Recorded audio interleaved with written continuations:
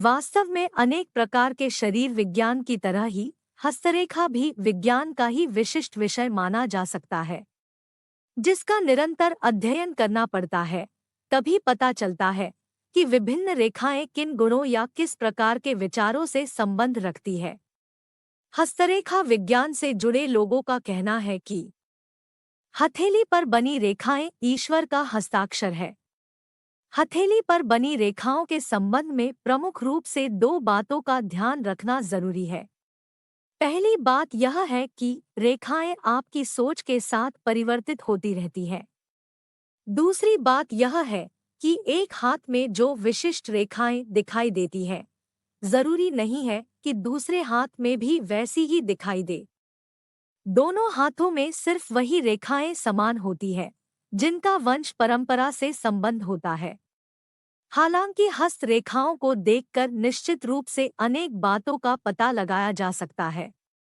जैसे हाथों की रेखाओं को देखकर व्यक्ति के विवाह, धन, प्रेम और जीवन से संबंधित सारी घटनाओं के बारे में सब कुछ बताया जा सकता है।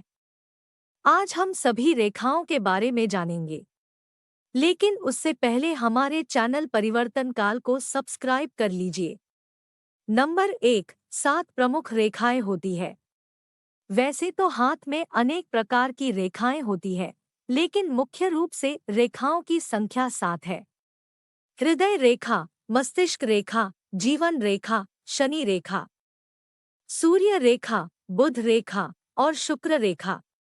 इन रेखाओं से व्यक्ति के जीवन के बारे में और उसकी आदतों और गुणों के विषय में अधिकतम जानकारी मिलती है। नंबर 2, 8 छोटी रेखाएं भी होती है। प्रभाव रेखाएं, स्नेह रेखाएं, मंगल रेखा, सोलोमन रेखा, शनि का घेरा, कलाई और यात्रा संबंधी रेखाएं और सहज ज्ञान रेखा। अब कुछ बातों का जरूर ध्यान रखें। सच है कि सभी रेखाएं हाथों में ही होती है और जरा से प्रयत्न से इन्हें खोजा जा सकता है। इसके बावजूद यह जरूरी नहीं है कि सभी प्रमुख रेखाएं प्रत्येक हाथ में दिखाई दे। कुछ हाथों में कोई रेखा होती है और दूसरे हाथों में अन्य रेखाएं होती है। उदाहरण के लिए, हृदय रेखा या मस्तिष्क रेखा लगभग सभी के हाथों में होती है, लेकिन उनकी लंबाई और आकार में फर्क होता है। यूं तो जीवन रेखा भी कभी पूरी तरह लुप्त नहीं होती, फिर भी कुछ हाथ हैं जिन पर यह दिखाई नहीं देती। सभी रेखाओं अथवा ज्यादातर रेखाओं के दिखाई ना देने पर किसी भी व्यक्ति को चिंतित नहीं होना चाहिए। आपके जीवन और मस्तिष्क में चल रही विचारधाराओं के हिसाब से रेखाएं बनती और बिगड़ती रहती है। नंबर 3, हाथों की रेखाओं को कैसे पढ़ें? किसी एक हाथ का चयन करें।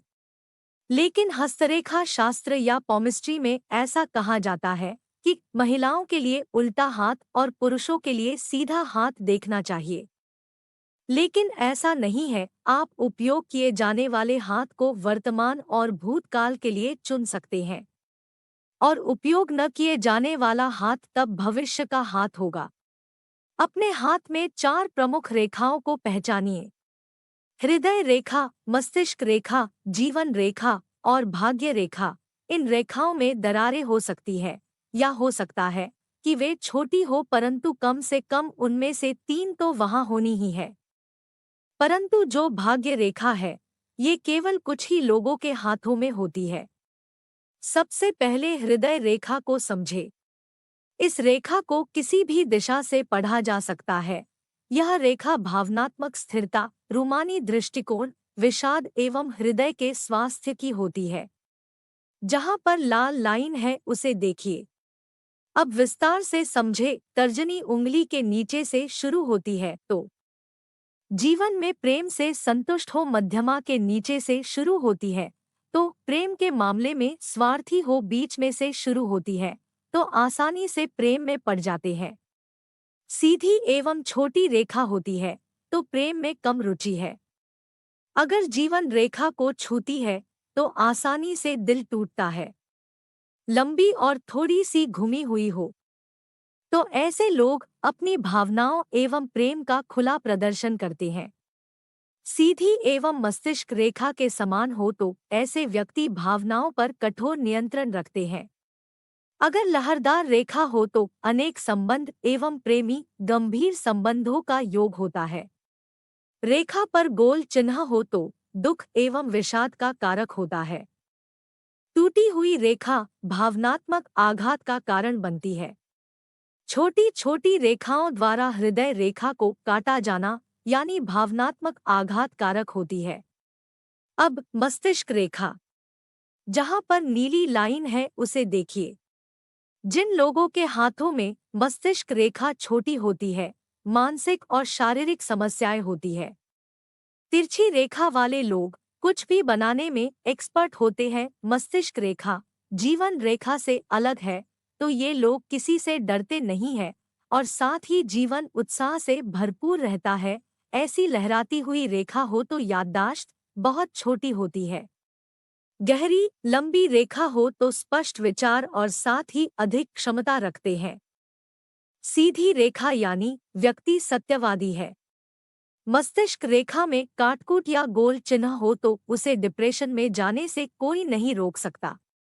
टूटी फूटी मस्तिष्क रेखा वाले व्यक्ति महत्वपूर्ण निर्णय लेते हैं।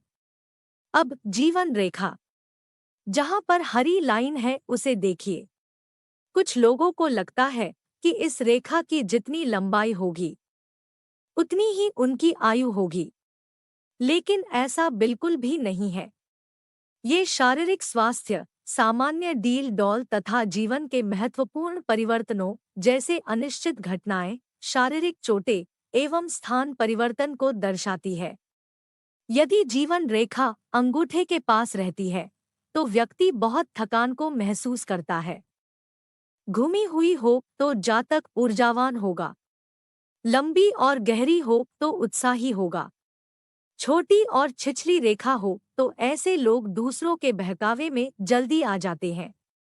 अगर रेखा आधे गोले को बना रही है यानी अर्ध वृत्ताकार चक्र, ऐसे लोग बड़े बलवान और उत्साहित होते हैं। सीधी एवं हथेली के किनारे के पास है, संबंध बनाने में सतर्क रहते हैं। बहुत सारी जीवन रेखाएं एक साथ हो, उम्मीद से ज्यादा जीवन काल होता है। जैसे हम सोचते हैं कि हमारा जीवन काल 60 साल का होगा तो वो 60 का नहीं, वो 80, 90 या इससे अधिक भी हो सकता है।